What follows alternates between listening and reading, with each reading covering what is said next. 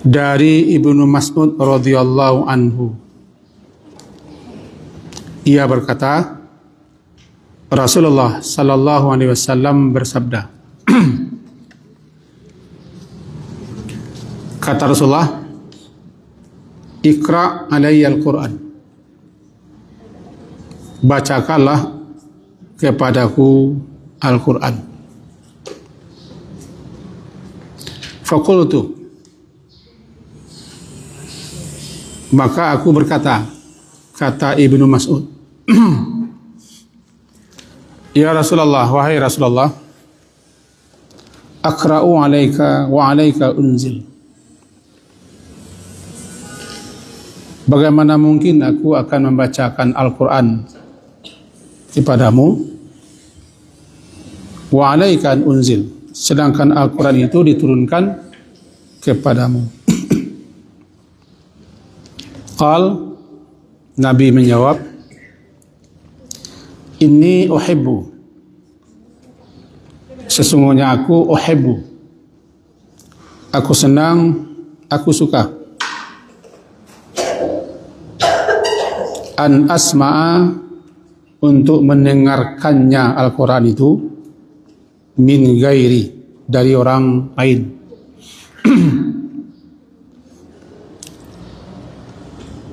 Faqara'tu alaihi surat An-Nisa. Lalu kata Ibnu Mas'ud, aku membaca surat An-Nisa, surat keempat. Hatta idza ji'tu ila hadi ayah. Aku baca surah An-Nisa sampailah kepada ayat yang ke-41. Bunyinya adalah fa kaifa idza ji'na min kulli ummatin bi syahidin wa ji'na bika ala haula'i syahida. Sampai di situ Ibnu Mas'ud membaca, kata Nabi, hasbuka, cukup sampai di sini. Lalu aku menoleh kepada Nabi, fa idza ainahu tadrifan, kiranya kedua mata beliau berlinang dengan air mata. Hadis riwayat Muslim. Bapak dan ibu-ibu yang berhadir,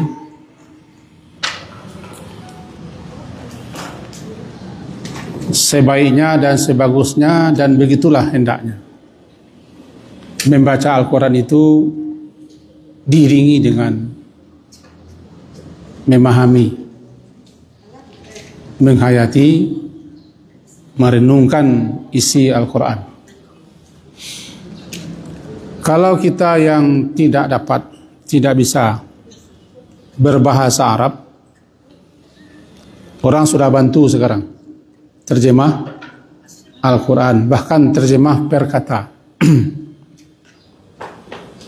Lalu bagaimana caranya supaya kita mengerti, paham, bisa kita hayati apa yang kita baca? Bacalah ayatnya, pahami terjemahnya itu. Mana yang kurang jelas, mana yang tidak tahu, digaris bawahi, bisa ditanya kepada ahlinya. Karena membaca Al-Quran termasuk ke dalamnya zikir dan doa. Jika kita tidak mengerti apa maksud yang kita baca, tentu saja pengaruhnya, kesannya tidak seberapa. Berpahala, berfadilah, ada balasannya, tapi masalahnya kesannya ke dalam jiwa. Karena Al-Quran itu kan hudan, petunjuk kan, diturunkan memang untuk itu. Syahrul Ramadan alladzi unzila fihi al-Quran hudan linnas. Di awal Al-Baqarah ketemu Alif Lam Mim, zalikal kitabu la raiba fihi hudan lil muttaqin. Lalu bagaimana caranya? Yang tadi, bacalah Quran, tengok artinya. Apakah per ayat atau per surah dan segala macam, tergantung. Yang penting di samping kita membaca juga memahami apa yang kita baca. Dalam hadis ini Rasulullah SAW berkata kepada salah seorang sahabat namanya Ibnu Mas'ud. Kata beliau, bacalah Al-Quran. Ibnu Mas'ud, salah seorang sahabat, mengatakan, bagaimana mungkin aku akan membacakannya kepadamu ya Rasulullah, sedangkan Al-Quran itu justru diturunkan kepadamu. Kata beliau, baca sajalah, aku senang. Aku senang mendengarkan orang yang membacanya. Dari penjelasan ini dapat kita pahami bahwa sahabat-sahabat Nabi yang memang sangat antusias untuk beramal, beribadah, juga untuk memahami petunjuk Al-Quran itu. Lebih-lebih lagi Rasulullah yang menyuruh untuk membacakan kepada beliau surat Al-Quran. Berdasarkan ini ada ulama yang mengatakan bahwa membaca sendiri berbeda dengan mendengarkan orang yang membacakannya kepada kita. Sebab kalau kita membaca sendiri, kadang-kadang merenungkannya, menghayatinya, memahaminya tidak seluas daripada mendengarkan. Kalau kita mendengar, kita bisa menyimak bagus-bagus, mengikuti, kita bisa iringi, bisa kita pahami. Tapi kalau kita yang baca, susah untuk memahaminya. Apalagi Nabi SAW sudah mengatakan, saya senang mendengarkan orang lain membacanya. Bisa jadi mana yang kurang tepat, mana yang kurang pas, Nabi betulkan. Dan bisa jadi Rasulullah mengajar kita, jangan merasa lendah pula kita menyuruh orang lain membaca. Walaupun yang baca anak murid.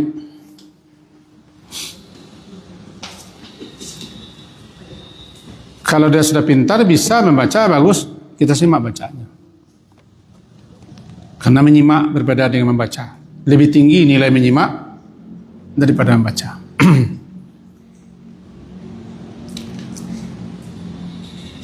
Yang berikutnya kita pahami juga bahwa kalau kita mendengar orang membaca Al-Quran, apalagi kita yang meminta, berarti kita harus sungguh-sungguh untuk istima' mendengarkannya dengan khusyuk, merenungkan, memahaminya sekaligus diam. Kadang-kadang di suatu acara dibuka dengan lantunan gema wahyu, lantunan gema wahyu ilahi.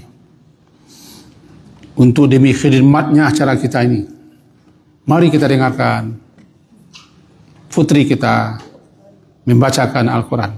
Dipersilakan. Ini ke depan ya, tapi orang ibu belakang. Kadang-kadang yang menyuruh membaca itu dia entah apa-apa kerjanya. Supaya dapat apa yang dimaksud Nabi, kalau kita suruh orang baca, kita simak. Apakah kita sendiri atau bersama-sama?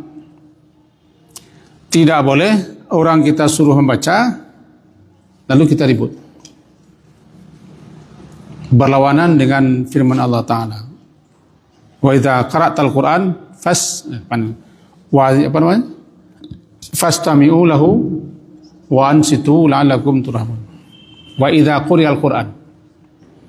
Apabila dibacakan Al-Quran itu, berarti orang bacakan, kita Kita menyimak dua perintahnya. Pertama, istami'u, mendengarkan sungguh-sungguh. Kedua, diam. Diam inilah yang kalau orang mengecek payah. Diam itu bukan hanya diam membisu. Diam untuk fokus mendengarkan apa yang dibacanya. Kira-kira begitu. Dalam firman Allah Ta'ala, kalau mau membalik sebentar silakan. Memang gitu perintahnya. Aduh nih.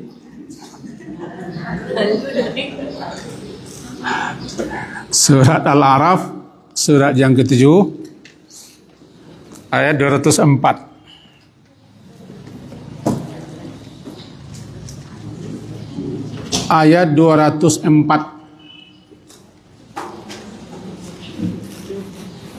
Halaman 176. Wa idza quri'a. Sudah ketemu? 204. A'udzu billahi minasyaitonir rajim. Bismillahirrahmanirrahim. Wa idza quri'a. Quri'a maknanya dibacakan. Dan apabila dibacakan Al-Quran, maka istami'u lahu, maka dengarkanlah sungguh-sungguh Al-Quran yang dibacakan itu. Satu kan? Yang kedua, wa ansitu, diamlah untuk fokus mendengar. Kalau ini sudah dilakukan, ujungnya la'allakum turhamun, agar supaya kamu diberi. Berarti hendaknya kalau Al-Quran itu dibacakan kita mendapat rahmat.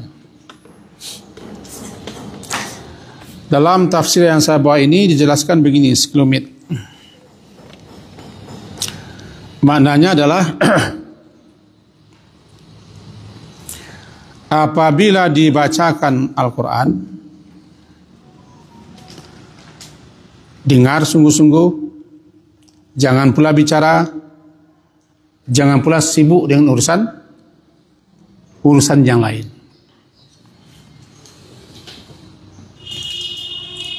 Dengarlah, jangan bicara, satu, dan jangan sibuk mengerjakan yang lain. Karena Al-Quran dibacakan, apalagi disuruh orang untuk membacakan. Lebih-lebih yang mempersilahkan. Orang sudah dipersilakannya, dia entah kemana-mana. Kadang mau ta'alo kan, kadang miru. Kadang-kadang ada urusan duit. Itu apa nanya orang sudah membaca. Kalau ansitu, diam. Diam itu bukan diam membudu atau memungui. Diam, jangan bicara. Supaya fokus mendengar. Kalau di kami namanya kakobeh. Di Sikwa namanya kebiasaan. Kebiasaan awak orang azan wak ibui. Orang baca Quran wak adu-adu sin miang sajunan takanan kedikecian. Selesai orang baca Quran tenang sudah. Kekobeh namanya. Itu nak kekobeh. Lah biasa. Ujungnya supaya kamu diberi rahmat. Al-Quran itu kan rahmat. Bagaimana supaya kita mendapat rahmat daripada Quran yang dibacakan? Ya kita diam. Dan itu perintah. Dua perintah. Kecuali orang baca Quran entah di sana, entah di mana, tidak ada sangkut paut dengan kita, tidak masalah. Nah, ini diminta orang untuk membacakan, kita ada di situ. Ya harus tuh, dua itu. Dengarkan sungguh-sungguh dan diamlah supaya kamu mendapat rahmat.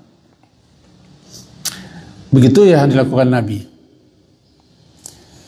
Ketika Nabi sallallahu alaihi wasallam menyuruh salah seorang sahabat yaitu Ibnu Mas'ud membacakan Quran, alasan beliau, saya suka, uhibbu, saya senang, an asma'ahu, untuk mendengarkannya langsung daripada orang lain membacanya. Agak jarang-jarang kita mengamalkan seperti ini. Kita minta salah seorang yang fasih, yang pandai tahsin, tidak perlu irama, kita simak bersama-sama. Kalau tidak dapat kita rahmat, bukan Quran yang salah, karena ada niat yang tidak betul. Quran itu kan sebagai rahmat. Kalau dibaca orang kan kita tenang hendaknya. Tapi kenapa tidak ada? Bukan orang yang baca yang salah, bukan Al-Quran yang salah. Cuma barangkali kita yang perlu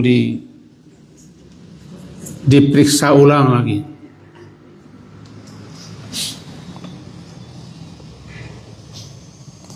Dalam surat Al-Anfal jelas. Innama, orang-orang sesungguhnya orang-orang yang beriman. Diselik aja. Sebelah. Innamal mu'minun, ayat yang kedua. Sebelah. Ayat kedua. Innamal mu'minuna alladzina idza dzukirallah wajilat qulubuhum wa idza tuliyat alaihim ayatu zadatuhum imana. Mari kita pahami sejenak maksudnya. Di surat Al-Anfal ayat kedua ini diawali dengan innama. Innama berbeda dengan inna.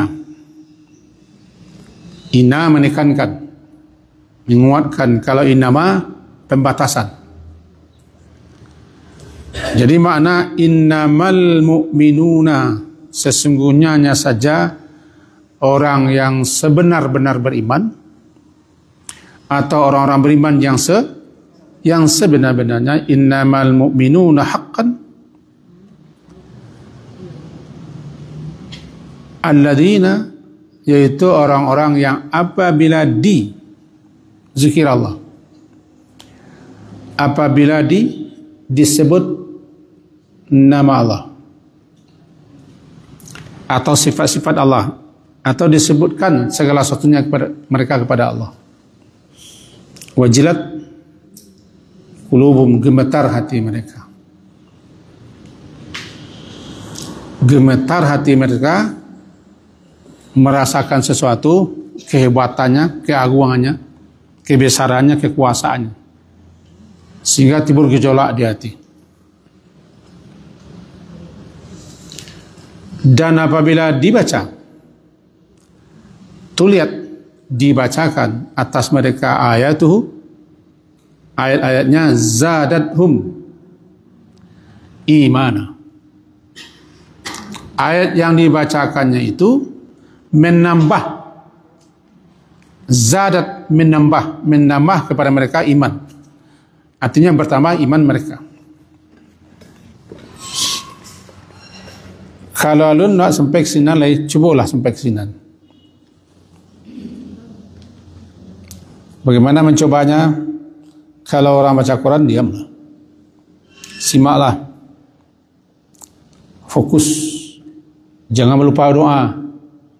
Ya Allah, jadikanlah Quran ini sebagai penentram jiwa, penenang batinku, sebagai rahmat. Jangan sampai terjadi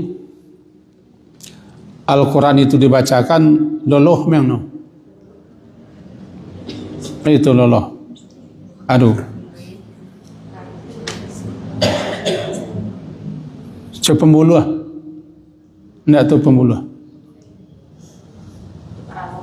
coba paralon, enggak nyawa, biasa-biasa saya, mau kena apa? Mintalah kepada Allah, jangan kita seperti itu. Karena hanya saja sesungguhnya orang-orang yang benar-benar beriman dan orang-orang beriman yang sebenar-benarnya, apabila dibaca atas mereka ayat Allah, zadathum, bertambah keimanannya. Di sini bukan quri'at, tuliat. Tuliat itu dibacakan betul, diiring pemahaman, bertambah iman. Iman itu kan bisa bertambah, bisa berkurang. Bertambah dia dengan ketaatan amal saleh, berkurang dia dengan kemaksiatan. Wa 'ala rabbihim yatawakkalun. Dan kepada Tuhan mereka bertawakal. Kaji kita tidak ini, tapi ini kita baca sebentar tadi menjelaskan bahwa menyuruh orang lain untuk membaca Quran itu ada dasarnya.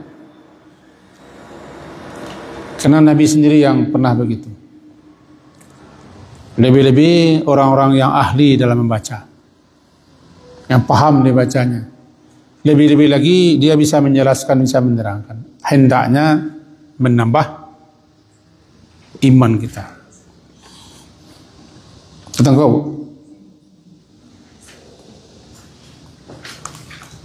kalau ujung ayat tadi turhamun, supaya kamu diberi rahmat, kalau di sini hendaknya iman makin bertambah. Nah, tinggal satu lagi, menambah iman itu bagaimana? Tentu saja kita paham, mengerti apa yang dibaca oleh orang lain. Kalau tidak, paling-paling hanya menambah pahala, karena kita ada mendengarkan yang baik. Bukankah mendengarkan yang baik kita berpahala? Ya kan? Bukankah membicarakan yang baik berpahala? Iya. Nah, kalau kita mendengarkan bacaan Al-Quran, kita tidak tahu apa maksud tujuannya, berpahala kita. Tenang kita, tentram kita. Tapi supaya tahu maksud dan isinya, sehingga berpengaruh kepada keimanan kita, pahamilah apa yang dibacanya, berupa arti dan maksudnya. Bisa tertangkap? Tak? Berbeda orang yang membaca tapi dia tidak tahu apa yang dibaca, dengan orang yang tahu apa yang dibaca. Berbeda orang yang mendengar bacaan Quran tapi dia tidak mengerti, dengan orang yang mendengar tapi mengerti. Jauh beda. Jadi paling-paling ketika orang baca Quran, diamlah. Kita tidak tahu artinya atau maksudnya. Paling-paling tenang saja, tenang. Rahmat turun, pahala dapat. Tentu berbeda dengan orang yang paham mengerti, dia berkesan, berpengaruh ke dalam jiwanya, dan bisa itu jadi penyegarnya, penambah imannya, dan nanti bisa diamalkan. Sudah dua. Pertama, boleh meminta orang lain, mengundang orang lain, mengajak orang lain untuk membaca Al-Quran. Lalu kita simak, tinggi nilainya. Yang kedua, kalau kita tidak tahu arti, maksud dan tujuan Al-Quran yang dibacakan itu, berusahalah untuk tahu, supaya dia membaca itu kita mengerti apa yang dibaca.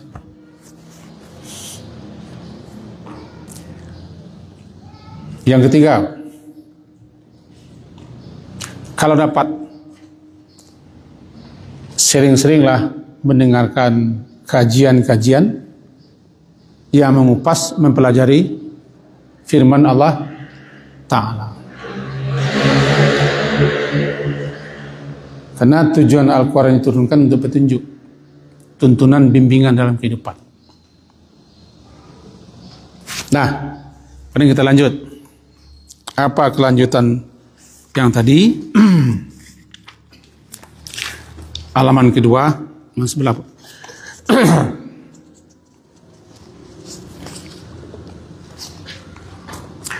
Diperbolehkan bagi murid untuk membaca Al-Quran kepada gurunya, dan tidak boleh seorang yang lebih utama merasa rendah, merasa hina, merasa malu pula dibanding dengan orang yang membaca.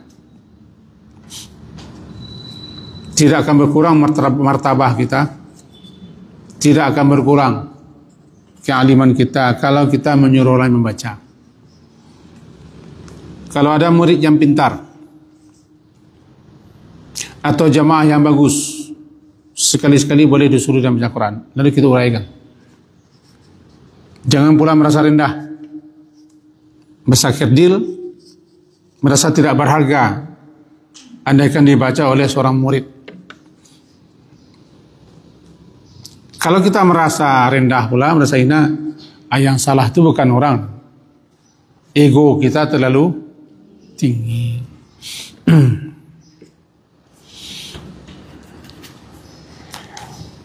Dan itu ada terjadi di pengajian-pengajian. Orang sedang baca Quran, dia keluar, atau sedang baca Quran, dia ada saja yang dibicarakannya dengan teman, atau pas orang mulai baca Quran dia keluar. Berarti dia menghindar untuk mendengarkan orang lain membaca. Apa alasannya, dia yang paling tahu. Jadi kajinya jangan merasa pula rendah, merasa kurang dan segala macam kalau yang membacakan itu murid kita atau orang di bawah kita level. Nabi benar. Kata Nabi kepada Ibnu Mas'ud, bacalah Quran itu. Jawaban Ibnu Mas'ud, bagaimana mungkin saya membacanya, Ustaz? Al-Quran itu diturunkan kepadamu, masa saya baca? Ya, saya senang, saya suka untuk itu. Karena Rasulullah mengerti, sangat mengerti ayat-ayat yang dibaca. Ibnu Mas'ud juga mengerti, kan kedua-duanya orang Arab. Setahu saya Nabi Muhammad itu orang Arab, mengerti bahasa Arab. Yang tidak, tulis baca yang tidak. Lalu dibaca Al-Quran itu oleh Ibnu Mas'ud, surah An-Nisa, surah keempat.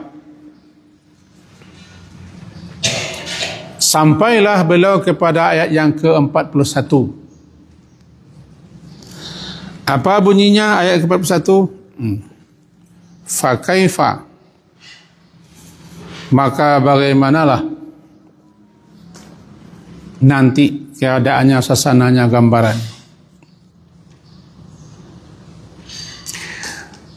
Apabila ji'na min kulli ummatin bi syahidin, apabila kami mendatangkan,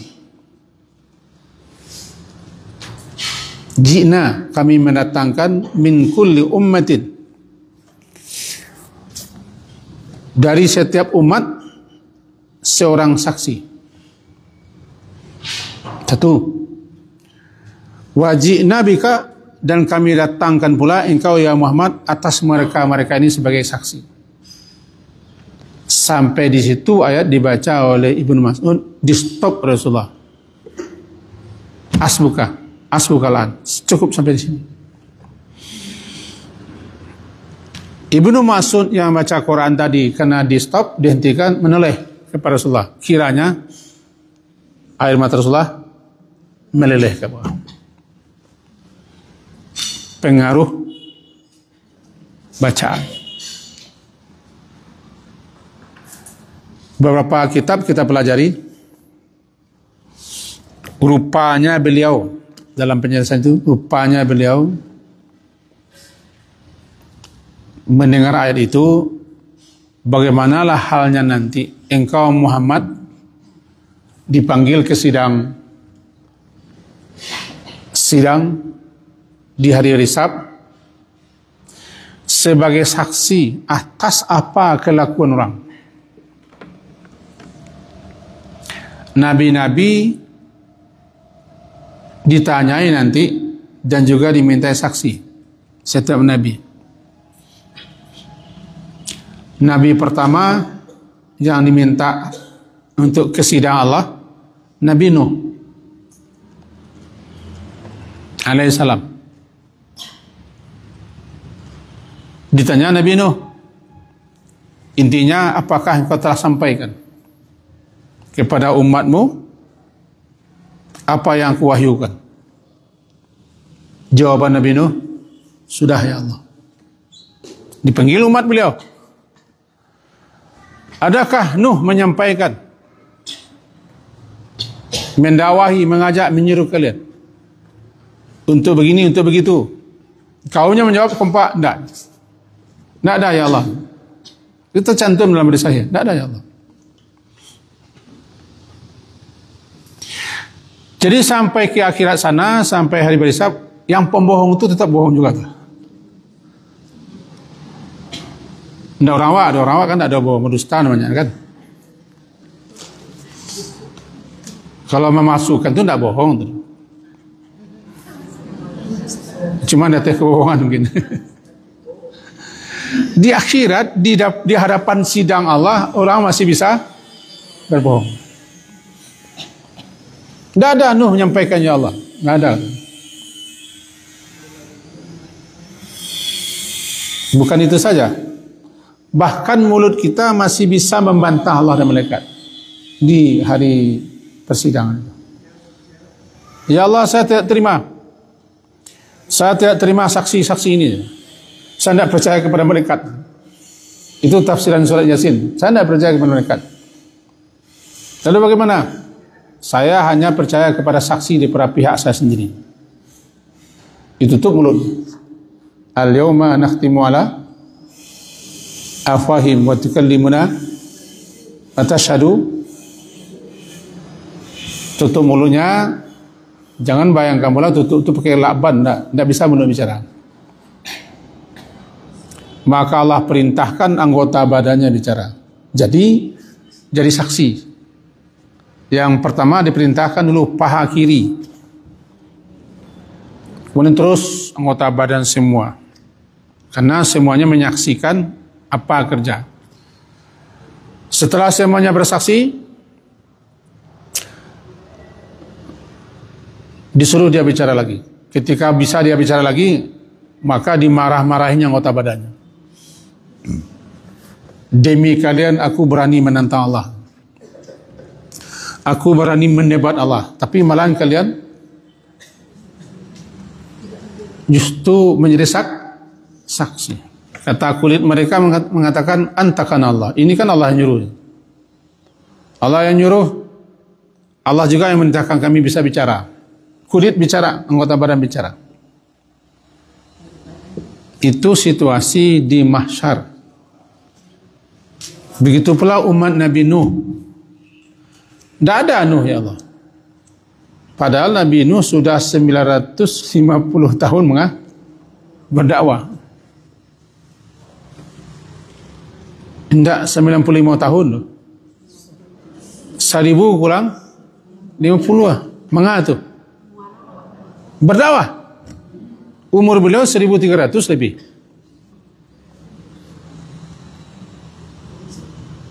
Kan ayat itu sudah alam kabut.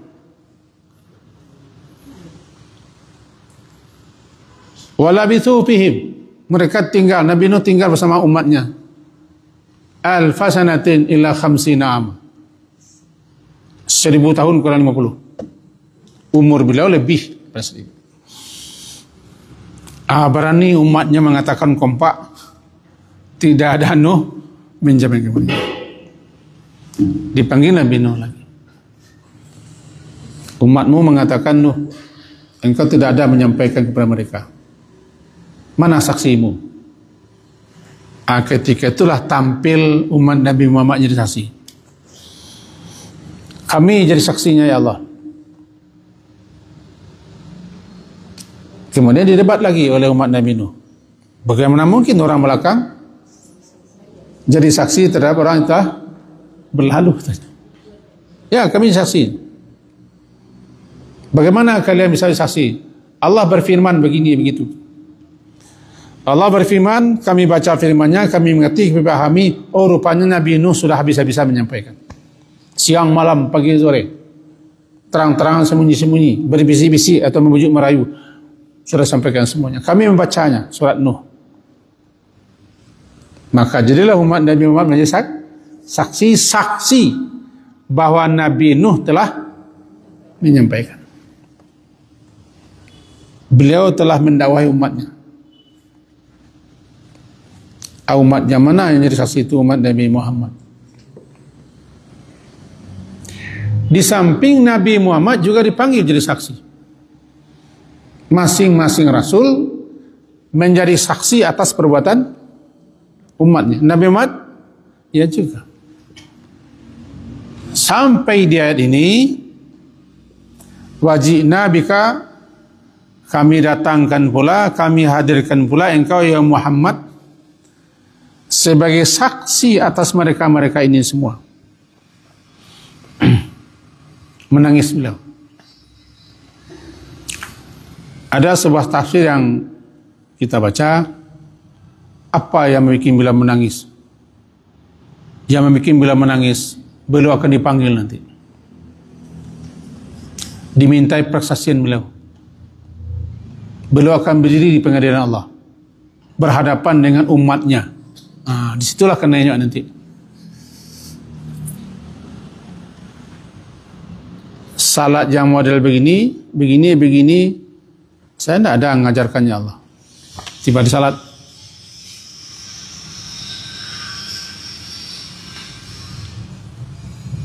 kan terjadi cek mereka. Apakah ibadah yang dilakukan mereka ini sudah sesuai? Kalau tidak sesuai, saya tidak ada mengajarkan mendakwahkan itu ya Allah. Maka tertolaklah amal kita. Bisa nyambung tak? Syarat diterimanya suatu amal suatu ibadah di samping ikhlas adalah mengikuti sunnah Nabi. Lalu Nabi diperhadapkan kepada kita. Ditanya beliau misalnya, apakah engkau ada menyampaikan ini, mendakwakan ini, mengajarkan ini, menunjukkan ini? Jawaban Nabi, tidak. Apa waleh? Ba ibadah waktu leh, ba amal waktu. Sebab Nabi sudah mengatakan, ini bukan saya yang mengajarkan, ini gurunya nih Rasulullah, gurunya yang mengajarkan, atau kiainya mengajarkan. Saya tidak ada mengajarkan. Itu salah satu yang menyebabkan beliau menangis, karena beliau paham, karena beliau mengerti apa yang dibaca itu.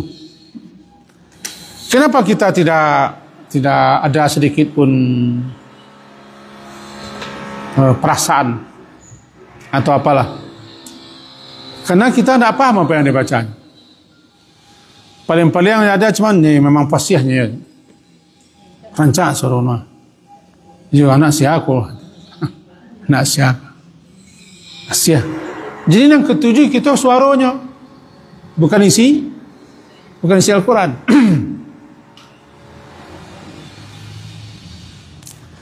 Kamu saja anulah kita sembahyang, sebab imamnya wah,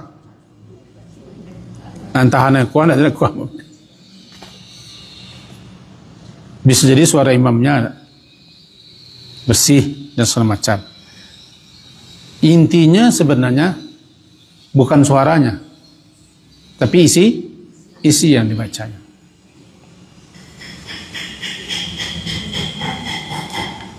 Itulah pengaruhnya, membuat menangis.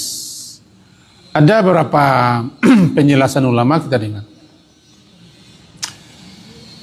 Bacalah Quran itu.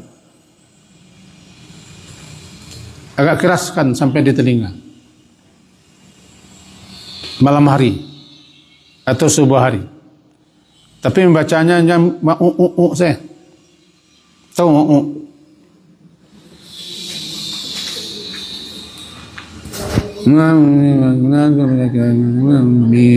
mana aja. Mengana mau dulu. Kalau iman tu orang. Awak kan orang tu kah? Orang mantu.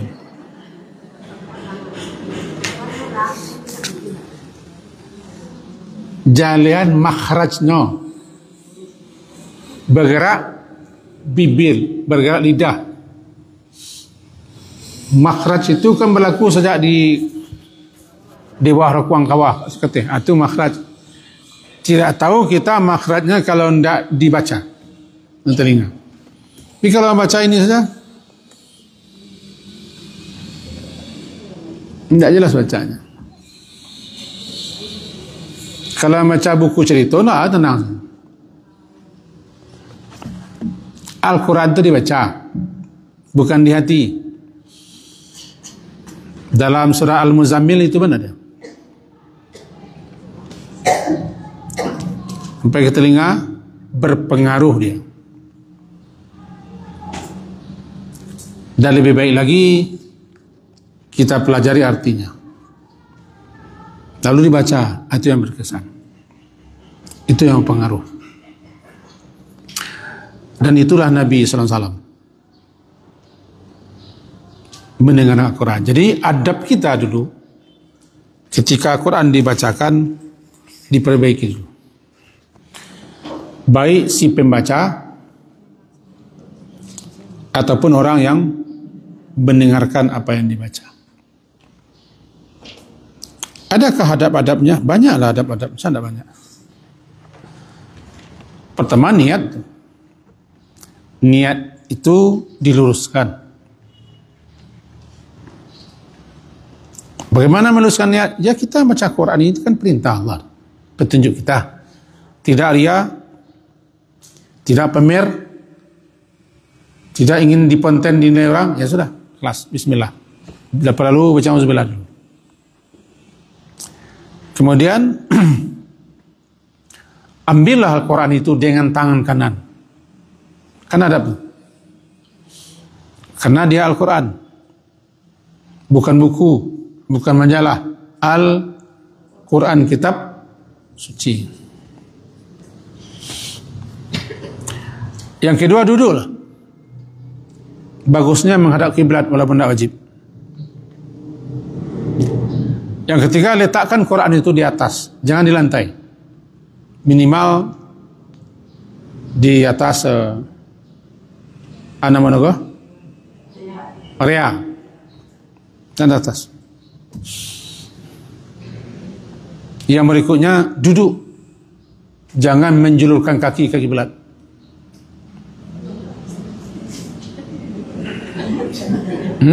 Nak, aku macam Quran. Tak ikut lah. Ya. Sampai lalu duduk anda ada. Tapi macam Quran. Kalau kini kau mau enjoy guru mana ada. Tidak salah gitu. Ya kan namanya adab membaca Quran. Jangan letakkan Quran itu di atas kaki, di lutut, kita menyuruh kiblat. Boleh, tapi janganlah menunjuk. Kiblat itu hormati kan. Lalu mulailah dengan baca auzubillahi minasyaitonirrajim. Itu penting. Karena setan akan terus mengganggu. Bahkan dikatakan dalam kitab Ighatsatul Lahfan, orang kalau baca auzubillah itu petanda Quran yang dibacanya itu. Sebab tidak ada satu pun bacaan yang disuruh kita membaca auzubillah kecuali Al-Quran. Jadi orang kalau baca auzubillah, indikasi petunjuk dia akan membaca Al-Quran. Cara bismillah. Membacanya jangan kencang-kencang. Namanya tartil. Waratil Qur'ana tartila. Muratal kan sakatan itu juga. Tartil, bacaan muratal, bacaan yang tidak bertele-tele, bacaan datar saja, tapi jelas makhrajnya, panjang pendeknya, berhentinya di mana. Muratal. Kalau yang tidak muratal namanya tilawah. Tilawah itu bayi rama-rama. Kalau muratal bacanya datar saja. Lalu tadaburilah apa yang dibaca. Tadabur, renungkan. Pikirkan apa yang dibaca. Kemudian jangan balik helai Quran itu dengan pakai ludah. Itu metom piti sibu-sibu. Halo. Nyampe ko nak terkena tu. Halo, kalau kuliah. Itu Al-Quran. Jangan diliwai Quran tu. Labar ada adabnya. Tujuh lah kan? Yang ketujuh.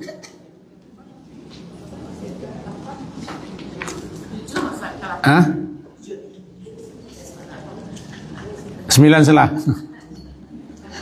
Adilah nak ke-8 kena. 8. Jangan putuskan membaca Quran itu tiba-tiba. Sampaikan ke tanda wakaf.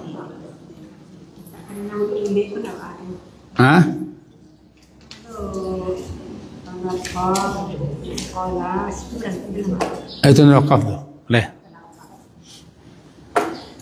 Jadi perlu nanti kita pelajari mana yang tak tahu tanda-tanda wakaf. Ada mim, ada jim, ada qala, ada salah, ada la. Ada sakat. Kalau penting kita pelajari nanti agak 5 minit. Sedikit kembali kita. Jangan putuskan tiba-tiba bacaan Quran. Sampai ke tempat berhentinya. Baru bicara. Tolong matiin kompor lah. Tolong matiin kompor 2. Berhenti Pak. Kan Pak baca Quran sedang berdialog dengan Allah. Tiba-tiba bagaimana kalau mak doa lu nyambung mulia sampai ke wakafnya. Kalau mau bicara lipat Quran dulu agak banyak. Tidak ada mencari sana. Dan paling tidak boleh mengganggu orang baca Quran. Orang sedang berdialog dengan Allah, tiba-tiba kita nyolonong, hoi, tidak beradab. Awak sama awak saya mengecek berdua, tiba-tiba beliau nyolonong, hoi, recep badilah. Kesal lah kepada orang. Ini tidak batarati orang. Apalagi kita sedang bicara, berdialog dengan Allah. Yang kita baca itu surat firman Allah Ta'ala. Tidak sama dengan buku-buku. Tak boleh juga mau batilkan lu ke Quran, tak boleh. Memang Quran menunggu waktu Isya. Kau nak baca tak kisah? Tu cerita itu. Habis cerita kau boleh. Kau tak terang alur orang cek dia. Jadi itu berpangan. Itu nangka Kobe. Jangan mau bicara Quran terkembang di hadapan kita, lipat betul. Tutup, letakkan ke samping. Baru besok. Bicaralah dengan kawan kau. Bila pulang? Tadi malam. Laki kau? Kan itu yang bicara. Laki kau apa? Kan itulah. Akan panjang cerita. Quran tak buka bayangan. Quran tak buka je macam itu. laki kau. Ada adabnya tak?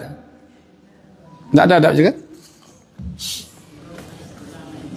Jika kau mengecek mana, hentikan baca Al-Quran, baru bicara. Jangan seperti bicara berkau nak ada cara semula boleh. Berkau teranggalah kau lihat anggarannya.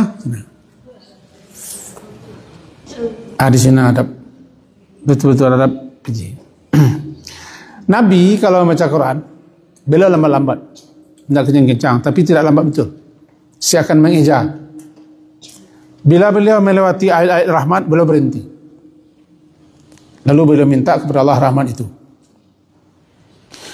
Bila beliau membaca ayat-ayat yang berkaitan dengan azab, siksa, ancaman di dunia, berhenti beliau.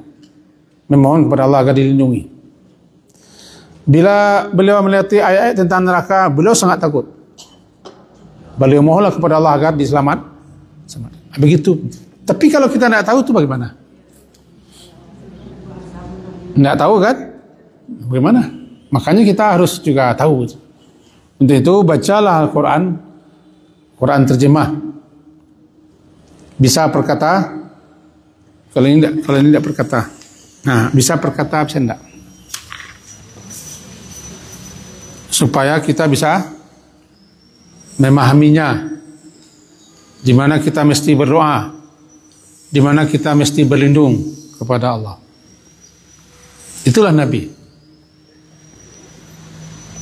dalam membaca Quran.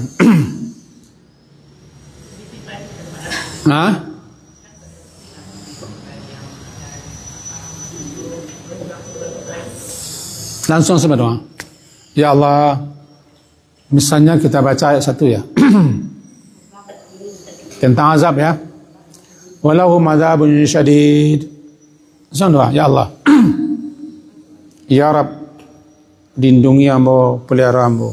Jangan sampai ditimpa oleh azab yang sangat berat. Sudah itu. Tiba-tiba tentang surga. Ya Allah, masuklah hamba ke surga. Kan ulaika dalam ayat dan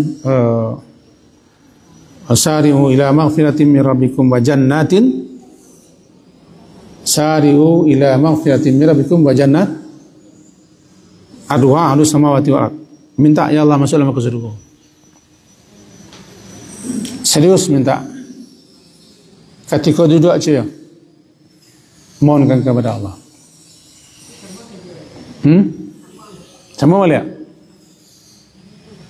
Kan doa. Kalau biasanya menyambungkan memang lanjut. Awak anda bicara dah. Itu doa. Jadi kalau doa terselip, tasbih, takbir, tahmid terselip, tidak memutuskan. Yang memutuskan bicara dengan orang. Lanjut saja. Dan yang tidak kalah pentingnya, berhentilah di mana tempat semestinya berhenti. Sambunglah di mana mestinya disambung. Ini ada petunjuk Quran ini. Karena kita tidak mengenal medan yang kita lalui tidak tahu, itu gunanya buat rambu-rambu. Rambu-rambu tanda wakaf itu bagi orang umum yang tidak mengerti, yang tidak tahu, termasuk orang yang alim yang tidak paham juga. Dibikin rambu-rambu, namanya tanda wakaf. Lalu mulailah di mana mestinya kita memulai. Kadang-kadang orang tertentu dia habis nafas sampai situ, kemudian menyambungnya tidak pas, tidak apa sambungnya. Tajri min tahtihal anhar, kan salah nyambung. Itu kita pesankan kepada kita semua untuk betul-betul mengetahui tanda wakaf, tanda berhenti, tanda nyambung, tanda tidak boleh berhenti. Kalau nafas habis bagaimana caranya? Itu sebagian adab, bukan semua, sebagian adab dalam membaca Al-Quran atau adab mendengarkan bacaan Al-Quran. Lalu bisakah kita menangis? Tergantung penghayatan kita. Tergantung bagaimana kita mentadaburinya. Tergantung sejauh mana kita paham apa yang kita baca. Nabi menangis beliau karena itu berkenaan dengan diri beliau sendiri, bahwa beliau akan dihadirkan di hari berhisab sebagai saksi. Semua nabi, semua rasul dihadirkan tanpa pandang bulu. Lebih-lebih suasana di padang mahsyar itu luar biasa. Dan yang selanjutnya sekedar untuk anjuran kepada kita semua, kalau membaca Quran ingin mentadaburinya, memahaminya, jangan lupa pakai pensil. Kasih catatan. Iko besok tanyakan kau nak paham. Pakai pensil, pakai buku. Quran jangan dicoret. Pada ini ayat sekian, saya tidak mengerti ini. Bisa kita tanya kepada gurunya, adiknya. Sebab kita itu dituntut bukan hanya membaca, tapi memahami. Namanya tadabbur. Afala yatadabbaruna al-Quran am ala qulubin aqfalha. Apakah mereka tidak mentadaburi, tidak merenungkan Al-Quran itu sendiri, atau hati mereka telah terkunci? Ada yang ragu? Silakan. Aman. Nah, silakan. Sebentar. Berjamaah, imam membantu, nenek mama pikiran, mama bertakbir. Terus bawa itu